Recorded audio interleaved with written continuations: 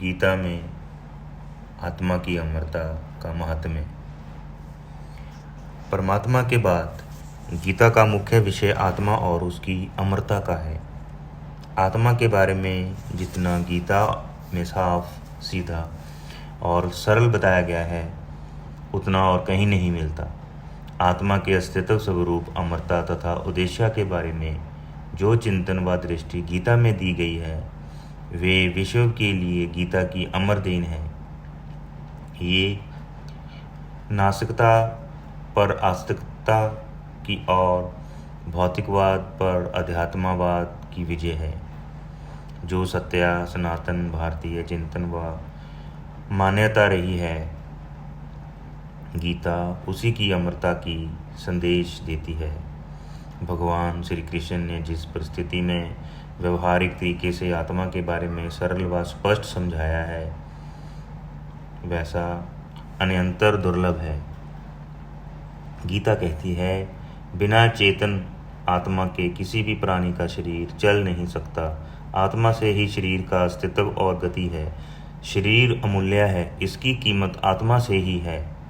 बिना आत्मा के शरीर शव व मिट्टी है। आत्मा की सत्ता से शरीर में सब कुछ हो रहा है। आत्मा दिखाई नहीं देती, फिर भी अपने अस्तित्व का बोध चलने फिरने तथा गति से करा देती है। आत्मा शब्द का सीधा अर्थ है जो चेतन है और निरंतर गति करता है। जड़ और चेतन के संयोग का नाम जीवन है। शरीर जड़ है, आत्मा चेतन है। जब तक दोनों मिले हुए हैं तब तक जीवन है। दोनों के अलग होने का नाम मृत्यु है। शरीर का सार तत्व आत्मा है। इसके निकलने के बाद जो देह अमूल्य थी वह मिट्टी बन गई। सोने जैसी काया राख हो गई। चेतन के संयोग के बिना गति संभव नहीं। पार्थिव शरीर चेतन आत्मा के बिना मुर्दा है। आत्मा शरीर का राजा है। इसके रहते शरीर में सुंदरता, आकर्षण, गति और सब कुछ है। जीवनता में संयुक्त शरीर अपने में दुर्लभ एवं बहुमूल्य है। दुनिया के रिश्ते नाते, संबंध, घर परिवार, धन दौलत, भोग्य पदार्थ सभी कुछ शरीर के साथ जुड़े हैं। शरीर से आत्मा के निकलते ही सब कुछ बदल एवं समाप्त हो जाता है। शरीर में से आत्मा रूपी करंट खिंचते ही इसमें कुछ नहीं बचता। सारी हलचल खत्म हो जाती है। तब यह शरीर डरावना व विक्रांत लगने लगता है। आत्मा रहते हुए ही शरीर की शोभा, आकर्षण, कीमत व उपयोगिता है। आत्मा के अस्तित्व से शरीर के अंगों की कीमत अपने में अमूल्य है। शरीर के अंगों की कीमत उनसे पूछो जिनके पास वे नहीं है। इंसान दुनिया की यात्रा शरीर से ही करता है। संसारिक भोगों का संबंध भी देह से ही है, परंतु इस तन की सबसे कीमती वस्तु आत्मा है। आत्मचिंतन और उसकी व्याख्या गीता की महत्वपूर्ण प्रेरक तथा नव जीवनदायिनी विशेषता है। आत्मा की अमरता मानव जीवन के लिए नव शक्ति तथा आशा की किरण है। आत्मा की अमरता से जीवन में आशा, उत्साह और उमंग बनी रहती है। गीता का उपदेश और संदेश है, आत्मा कभी मरती नहीं है, उसके कोई मार नहीं सकता। मारता तो केवल शरीर है। आत्मा तो नया शरीर धारण करती है, वह तो अजर अमर व नित्य है। जब व्यक्ति को अमरता का तत्व ज्ञान हो जाता है तब वह निराश, हताश तथा दुखी नहीं होता है। उसे संसार में जीने, आगे बढ़ने, अपने को सुधारने और ऊंचा उठने के लिए साहस, हिम्मत व शक्ति मिल जाती है, जो इस जन्म में ना कर सके और जो छूट गया उसे अगले जन्म में कर लेंगे। संभलने, सुधरने और आगे बढ़ने के लिए हर समय द्वार खुला रहता है। आत्मा की अमरता से हर जीव को आगे बढ़ने की नव शक्ति एवं अवसर मिलता है। जवानी में ना सुधर सके तो बुढ़ापे में संभल जाओ। बुढ़ापे में जिस सुधरी हुई भाव दशा में शरीर छोड़ेंगे, अगला जन्म फिर उसी से आरंभ हो जाएगा। इसलिए बुढ़ापा अगले जन्म की तैयारी कहलाता है। बुढ़ापे में स्वाध्याय, सत्संग, आत्मचिंतन, प्रभु भक्ति, दान पुण्य, सेवा आदि की रुचि, प्रवृत्ति एवं भावना जागृत करनी चाहिए। ये चीज़ें अगले जन्म की पूंजी है। इसी कारण भारतीय चिंतन परंपरा में शरीर छोड़ने वाले व्यक्ति को भगवान का नाम लेने तथा जपने को कहा जाता है। उसके हाथों से दान पुण्य सत्कर्म कराए जाते हैं, जिससे उसकी भावधारा प्रभु की ओर तथा सत्कर्मों की ओर चल पड़े और इससे अगला जन्म सुधार जाए। बुढ़ापे में ऐसा तभी संभव होता है जब इंसान युवावस्था से ही इस दिशा में संस्कारी होकर विचार पूर्वक अभ्यास में लगा हो। अपना सुधार, निर्माण और कल्याण स्वयं ही करना होता है। गीता बार बार यही कहती है, हम अपने सुधारक, उद्धारक व निर्माता स्वयं हैं। भौतिकवादी, भोगवादी, देहवादी तथा आधुनिक शिक्षा से दीक्षित अधिकांश नास्तिक लोगों की सोच व मान्यता है कि आत्मा का कोई अस्तित्व नहीं है। शरीर समाप्त होने के बाद कुछ भी नहीं बचता। उसकी दृष्टि में जो चीज़ दिखाई नहीं देती है उसका कोई अस्तित्व नहीं होता। आज तक किसी ने आत्मा को नहीं देखा, फिर उसका अस्तित्व व सत्ता कैसे माने। ये शरीर प्राकृतिक रसायन प्रक्रिया से चल रहा है। ऐसे लोग भूल जाते हैं कि शरीर से आत्मा के निकल जाने के बाद वे बेजान हो जाता है, चेतना शून्य होकर जड़वत जमीन पर पड़ा रहता है और हिलता डुलता नहीं। देखने में शरीर वैसा ही नजर आता है, परंतु कोई उसमें से ऐसी अमूल्य चेतन शक्ति निकल गई है जिसके कारण शरीर चेतना शून्य हो गया है। अब उसकी कोई कीमत नहीं रही। कुछ समय के बाद उसमें से बदबू आने लगती है। कोई उसे पास रखकर राजी नहीं होता है। शरीर में आत्मा के रहते घर परिवार और बंधु बांधव सभी लाखों रुपए खर्च करने के लिए तैयार रहते हैं। जब आत्मा निकल गई तो कोई कुछ भी खर्च करने के लिए तैयार नहीं होता। पशु पक्षी, कीट पतंग, इंसान आदि रोज मर रहे हैं। इस सत्या को हम संसारी लोग नित्य देख रहे हैं, फिर भी आत्मा की सत्ता पर प्रश्न चिन्ह लगाए आश्चर्य है। ये तो उनका भ्रम, अज्ञान व भूल है। जगत में बहुत सी चीज़ें ऐसी हैं जो दिखाई नहीं देती। वे अपनी सत्ता से अपना अस्तित्व बोध कराती हैं। सर्दी, गर्मी, स्वप्न, प्रेम, दया आदि दिखाई नहीं देते हैं, किंतु इनके अस्तित्व को कोई नकार नहीं सकता। हम स्वप्न लेते, कहते, सुनाते और अनुभव करते हैं। कोई स्वप्न को साकार दिखा नहीं सकता है, परंतु उसका अस्तित्व सभी मानते हैं। ऐसे ही आत्मा दिखाई नहीं देती है, अपनी चेतनता एवं गति से अपनी सत्ता बताती है। गति इसी चेतन तत्व को आत्मा की संज्ञा देती है। गीता इसी चेतन तत्व को आत्मा की संज्ञा देती है। इसी आत्म तत्व का विज्ञान श्री कृष्ण ने अर्जुन को व्यवहारिक सत्याबोध कराया। अजर, अमर, नित्य, अविनाशी आत्मा का उपदेश देकर उन्होंने अर्जुन में नवजीवन दिया। आत्मा पुराने शरीर को छोड़कर नया शरीर धारण कर लेती है। वह जीवन चक्र निरंतर चलता रहता है। देहधारी आत्मा इस शरीर में जैसे बाल अवस्था, युवा और वृद्धावस्था प्राप्त करती है, ऐसे ही शरीर की मृत्यु के पश्चात आत्मा को दूसरा शरीर प्राप्त हो जाता है। ये आत्मा पुनर्जन्म कहलाता है। पुनर्जन्म भारतीय जीवन दर्शन की महत्वपूर्ण विशेषता रही है। पुनर्जन्म से जीवन में नई आशा, आश्वासन, उत्साह और आगे बढ़ने की हिम्मत व शक्ति मिलती है। गीता पुनर्जन्म के बारे में कहती है, बहुनी में व्यतीतान जन्मन तब चार्जन तान्या वेद सर्वनि न तव्या व्यथ परतंप। अर्जुन, तुम्हारे और मेरे अनेक जन्म व्यतीत हो चुके हैं। इनमें मैं जानता हूँ, परंतु तुम नहीं जानते। आगे भी अनेक जन्म होंगे। ये आवागमन का चक्कर निरंतर चलता रहेगा। ज्ञानी जन इस परिवर्तन से दुखी व बेचैन नहीं होते। वे परिवर्तन को सृष्टि का नियम मानकर संतुष्ट रहते हैं। मृत्यु तो अगले जन्म का द्वार है। जब पुराना रोगी शरीर छोड़ेगा तभी तो नया मिलेगा। जन्म मृत्यु एक दूसरे के पूरक हैं। शरीर मानता है, आत्मा नहीं। कई बार परिवर्तन सुखद बन जाता है। यदि जीवन और जगत में परिवर्तन ना हो तो दोनों नरक बन जाते हैं। परिवर्तन हुई हो तो नित्या नूतनता तथा आकर्षण बनाए रखता है। शरीर मरता है, आत्मा नहीं। यदि जीवन जैसा है वैसा ही बना रहे तो नीरस हो जाएगा। एक स्थिति में व्यक्ति ऊब जाता है। यदि दिन ही बना रहे और रात ना हो तो मनुष्य पागल हो जाएगा। परिवर्तन से घबराना नहीं चाहिए। बदलाव नई संभावनाएं तथा आशाएं लेकर आता है। परिवर्तन से जीवन में ऊर्जा, उत्साह, गति और आशा बनी रहती है। सृष्टि परिवर्तनशील है और जड़ चेतन सभी में बदलाव हो रहा है।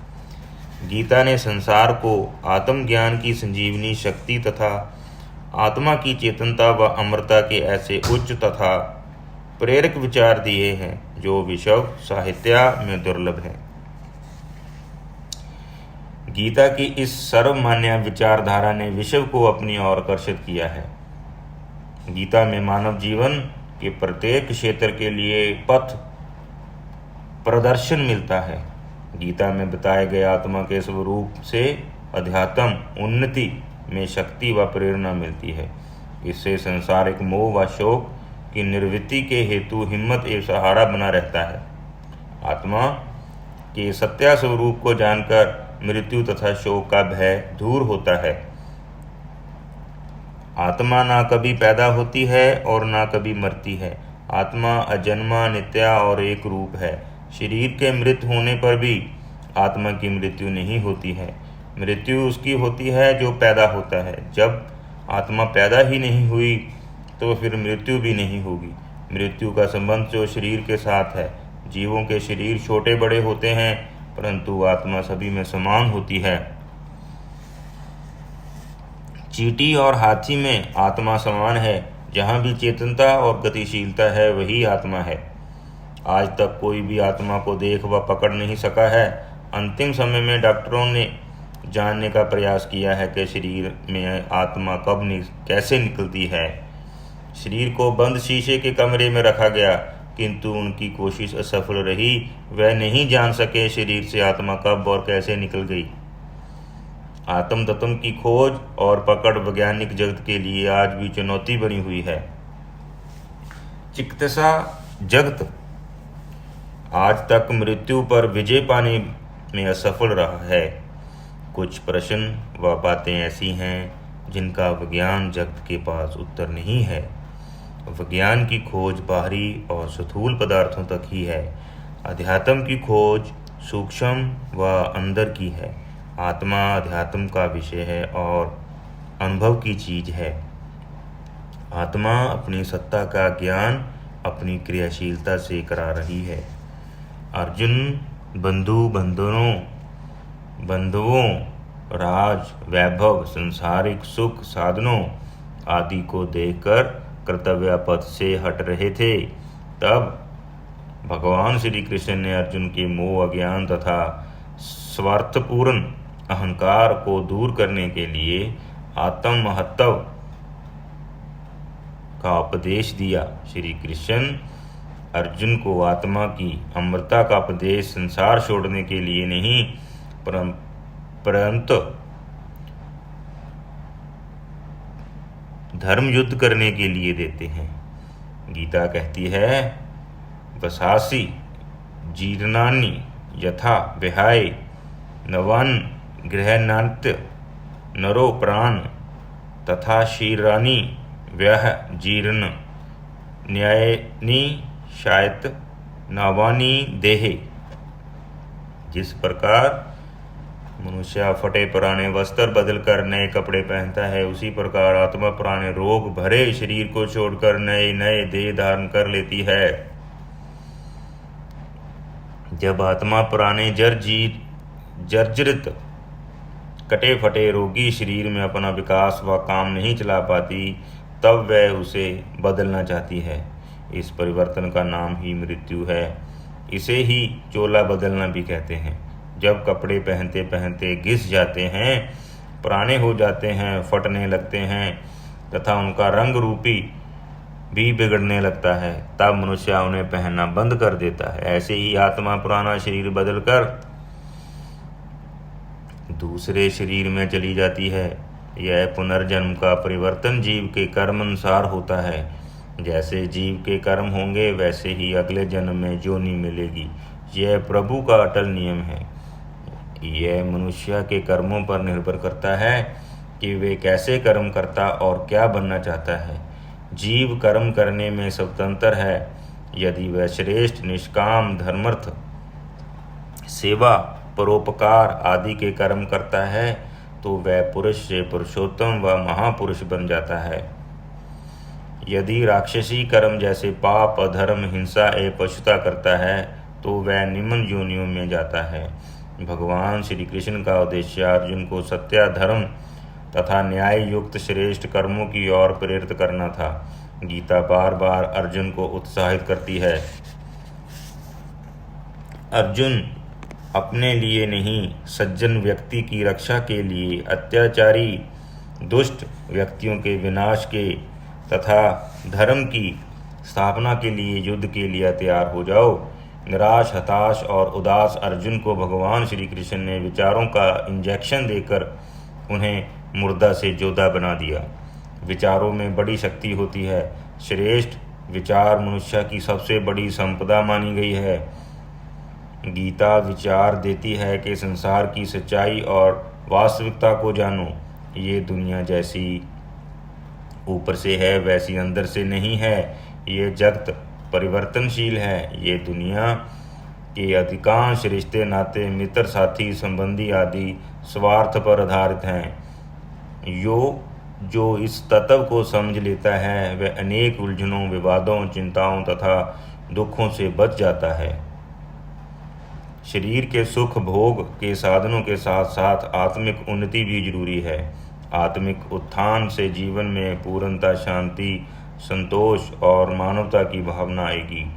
बिना आत्मिक उन्नति के मनुष्य पशुता की ओर बढ़ता है। जो अंदर के शत्रु काम, क्रोध, लोभ, ईर्ष्या, द्वेष, अहंकार, हिंसा आदि हैं, वह भी आत्मा के तत्व ज्ञान द्वारा दबे रहते और संतुलित बने रहते हैं।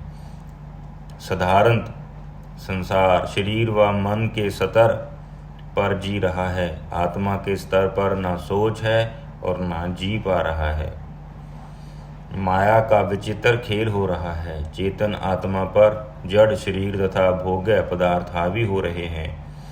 शरीर को आत्मा से अधिक महत्व दिया जा रहा है। मनुष्य शरीर के लिए 24 घंटे दे रहा है, जो कीमती और सदा रहने वाली आत्मा है, जिससे शरीर की कीमत है, उसके लिए कुछ क्षण भी नहीं दे पा रहा।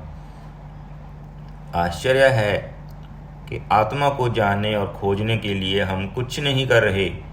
कभी आत्मा से मिलने की हमें बेचैनी व जिज्ञासा भी नहीं होती है। जो व्यक्ति शरीर, धन, संसार तथा भोग्य पदार्थों को ही सब कुछ समझता है वह उन्हीं के भोग्य और संग्रह में दिन रात लगा रहता है।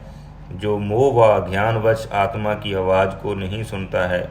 शास्त्र कहते हैं ऐसे आत्महंता व्यक्तियों का अगला जन्म अंधकार पूर्ण जोनियों में होता है। हम तब दिन में कई बार मरते हैं जब हम आत्मा की सत्य आवाज़ को अनसुना कर देते हैं। जब आत्मा के विपरीत झूठ बोलते तथा असत्य कर्म करते हैं तब यह हमारी आत्मिक मृत्यु कहलाती है। आज शरीर ही सब कुछ हो रहा है। आत्मा गौण हो गई। भौतिक उन्नति ने शरीर के लिए भोग्य पदार्थों, साधनों, सुविधाओं से घर तथा बाजार भर दिए हैं। फिर भी भौतिकवादी इंसान अंदर से खाली, बेचैन, अशांत और अतृप्त है तथा तनाव, चिंता, भटकन आदि में जी रहा है। अंदर किसी चीज की कमी नहीं है। अंदर किसी चीज की कमी है। अंदर का खालीपन उसे बेचैन करता तथा कचोटता है। आत्मज्ञान के बिना जीवन नीरस तथा अपूर्ण है। उपनिषद का संदेश आत्मान वृद्धि। शरीर के साथ साथ आत्मा को भी जानो। आत्मा की तृप्ति के लिए भी कुछ करो। शरीर रूपी मकान में आत्मा और परमात्मा दोनों रहते हैं। इतने पास रहते हुए भी हम अनजान हैं। जैसे हम नित्य शरीर की रक्षा भोजन तथा सुख साधनों से करते हैं, ऐसे ही आत्मा की रक्षा सत्याचरण, स्वाध्याय, सत्संग, प्रभु भक्ति, सेवा, परोपकार आदि से करनी चाहिए। ये ही आत्मा का असली भोजन है। इनसे आत्मा को तृप्ति मिलती है। गीता आत्मा की अमरता का संदेश देती है। आत्मा को ना शस्त्र काट सकते हैं, ना आग जला सकती है, ना पानी गीला कर सकता है और ना हवा उसे सुखा सकती है। अग्नि, जल, वायु आदि का प्रभाव तो शरीर पर पड़ता है, आत्मा पर नहीं। शरीर के सुख दुख का भोक्ता आत्मा है। मानव जीवन में जो कुछ भी पाप पुण्य, धर्म अधर्म, अच्छा बुरा आदि होता है, उसका फल आत्मा को ही भोगना पड़ता है। जीव प्रभु की न्याय व्यवस्था से नाना जोनियों में आता जाता है। पाप पुण्य की जिम्मेदारी आत्मा की है। आत्मा इंद्रियों, मन, बुद्धि आदि के संपर्क से ऊंचा उठती है और इन्हीं के विकारों एवं दोषों के कारण नीचे भी गिर जाती है। यदि मानव अपने आत्म स्वरूप को नहीं समझता तो पतित होकर ठोकरें खाता हुआ पाप की गठरी लादकर जन्म जन्मांतरों तक अनेक जोनियों के चक्कर काटता है। भगवान श्री कृष्ण गीता में अर्जुन को बार बार जगाते और समझाते हैं कि अर्जुन आत्मज्ञानी बनो। आत्मज्ञान से भौतिक तथा मानसिक समस्याओं का समाधान निकलेगा। बिना अध्यात्म ज्ञान तथा धार्मिकता के काम, क्रोध, लोभ, मोह, अहंकार, शांति, अतृप्ति एवं चिंता नहीं छूटेगी। आत्मज्ञान ही इन मायावी रोगों की अचूक दवा है। ज्ञानी व्यक्ति हर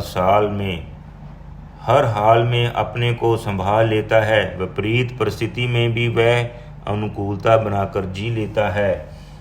जीवन में आत्मबोध का बड़ा ऊंचा स्थान एवं महत्व है। संसार के महापुरुषों ने आत्मज्ञान के बल पर अपना जीवन ऊंचा उठाया है और संसार में अपने कर्म की सुगंध छोड़ गए। जो आत्मज्ञानी हो गए वे संसार सागर से तर गए हैं। जिन्होंने लोभ, लालच, स्वार्थ, अहंकार, सुख भोग आदि में फंसकर जीवन का लक्ष्य खाओ पियो और मौज करो तक सीमित रखा, वे अज्ञान भरी जोनियों में जन्म जन्मांतरों तक भटक रहे हैं। जो शरीर को ही सब कुछ समझते हैं और हर समय उसी को सजाने, खिलाने, पिलाने, घुमाने आदि में लगे रहते हैं, उनका जीवन परमार्थ की दृष्टि से शून्य है। गीता कहती है, मनुष्य जन्म में ही आत्मा अपने स्वरूप को पहचान पाती है। आत्मा मानव जीवन में ही पूर्ण उन्नति व ज्ञान प्राप्त करती है। पशु, पक्षी, कीट, पतंग आदि को नहीं मालूम है कि उनके जीवन का क्या लक्ष्य है, वे संसार में क्यों आए हैं। पशु पक्षी सवेरे उठते ही खाने लगते हैं या खाने की जुगाड़ में लग जाते हैं। यदि इंसान भी सवेरे उठते ही खाने पीने और भोग विलास की बातों में लग गया तो मनुष्य और पशु में क्या अंतर रहा। यदि हमने श्रेष्ठ मानव जीवन पाने के बाद भी पशुत्व जीवन जिया तो हमसे बड़ा अज्ञानी एवं अभागा कोई ना होगा। ज्ञानी व्यक्ति शरीर के साथ साथ आत्मा की भी सोचता है। उसे मालूम है कि शरीर से कीमती शरीर में रहने वाली आत्मा है। मकान से कीमती मकान में रहने वाला इंसान है। शरीर, मकान, पैसा, गाड़ी और सुख भोग के पदार्थ आदि सभी साधन हैं, संध्या नहीं। इन सब चीज़ों की तुलना में आत्मा बहुत कीमती है। संध्या तो चेतन आत्मा और परमात्मा है। गीता की टेक है, आत्मज्ञानी बनो, आत्मा की सुनो। शरीर और धन दौलत के लिए आत्मा को मत गिराओ। नश्वर चीज़ों के लिए अनश्वर आत्मा को मत बेचो। यदि आत्मा पाप, अधर्म, बुराइयों, दोषों व पतित कर्मों में फंस गई तो जन्म जन्मांतरों तक दुख, वेदना, क्लेश, अभाव आदि भोगने पड़ेंगे। कोई बचा नहीं सकता है। आज का मनुष्य संसारी चीज़ों के बारे में बहुत कुछ जानता है और जानने की जिज्ञासा रखता है, किंतु आत्मा परमात्मा को जानने की जिज्ञासा किसी किसी विरले में ही होती है, कोई लाखों में एक आध इस और बढ़ता है। अधिकांश लोग की प्रकृति, रुचि और सोच संसारिक बातों, चीज़ों, धन, भोग व संग्रह में ही लगी रहती है। इन्हें असली जीवन का पता ही नहीं है। उनकी ज्ञान की आंखें बंद हैं। आत्मज्ञान की भूख खत्म हो रही है। पशुतव जीवन खाने पीने और सोने में निकला जा रहा है। गीता कहती है, जीवन को संतुलित, व्यवस्थित व नियमित बनाकर बढ़िया तरह से जियो। आज दुनिया अच्छे विचारों से रहित होकर जीवन तथा जगत को नरक बनाकर जी रही है। हमारी चेतना केवल जड़ तथा भोग पदार्थों से जुड़ी हुई है। आत्म तत्व चेतना की किसी को चिंता व बेचैनी नहीं है, इसलिए हमारी बुद्धि जड़ता की ओर जा रही है। मनुष्य ने अनेक समस्याएं, उलझने, दुख, चिंताएं, अशांति तथा तनाव आदि समय उत्पन्न किए हुए हैं।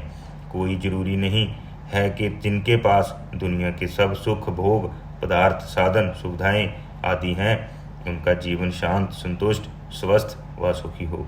सच्ची सुख शांति तो ज्ञान, विचार और मानसिक संतोष से आती है। असली सुख शांति तो अंदर है। गीता यही कहती है, अपने को देखो, अंदर झांको, ज्ञान की आंखों से दुनिया को पढ़ो और समझो। अंदर से झांककर दुनिया को देखो और भोगो, फिर कोई विवाद, उलझन व दिक्कतें नहीं होंगी। भगवान श्री कृष्ण ने अर्जुन को ज्ञान की आंखों से रिश्ते संबंधी संसारिक चीज़ों की असलियत, क्षण भंगुरता व परिवर्तन दिखाया है, तो अर्जुन का ज्ञान दूर हो गया। वे आत्मज्ञानी बनकर कहने लगे, आप जो कहेंगे वही मैं करूँगा। ज्ञानी व्यक्ति संसार को धर्मशाला मानकर जीता है। यह जन्म एक पड़ाव है। इस जन्म से पूर्व अनेक जन्म थे, इसके बाद भी कई जन्म होंगे। आत्मा यात्री व अतिथि है। वह अनेक जन्मों से यात्रा कर रहा है। कभी इस योनि में आया तो कभी दूसरी योनि में गया। यह सिलसिला ना जाने कब से चल रहा है। आत्मज्ञानी को जगत छोड़ते हुए दुख व परेशानी नहीं होती है। उसे मालूम है कि हम इस दुनिया में हमेशा के लिए रहने नहीं आए हैं। पिछले जन्म के कर्म फल को भोगने और इस जन्म में सत्कर्म करने के लिए ये जन्म मिला है। ज्ञानी व्यक्ति आत्मा के विपरीत आचरण नहीं करते। वे शरीर को साधन मानकर जगत में रहते हुए आत्मानंद को महत्व देते हैं। अज्ञानी प्राणी शरीर को ही सब कुछ मानता है। उसी के सुख भोग में पूरा समय, शक्ति, चिंतन तथा सोच लगा देता है। जोगीराज श्री कृष्ण ने जो अर्जुन को आत्मबोध एवं संसारिक तत्वबोध कराया, उससे अर्जुन की आंखें खुल गई, जीवन का कांटा ही बदल गया। आज हम सभी संसारी लोगों को सोच, विचार और मन स्थिति अनात्म, स्वार्थपूर्ण एवं भौतिकवादी हो रहे हैं। सभी अपने को मैं व मेरा तक सीमित कर रहे हैं। गीता का आत्मबोध और अमरता का संदेश आज के जीवन तथा जगत के लिए व्यवहारिक, उपयोगी और कल्याणकारी है। यदि हम अर्जुन की तरह आत्मज्ञानी होकर जीवन जिएं तो इहलोक और परलोक दोनों सुधर, संभल और सुखी रह सकते हैं। जय श्री कृष्ण, जय श्री कृष्ण।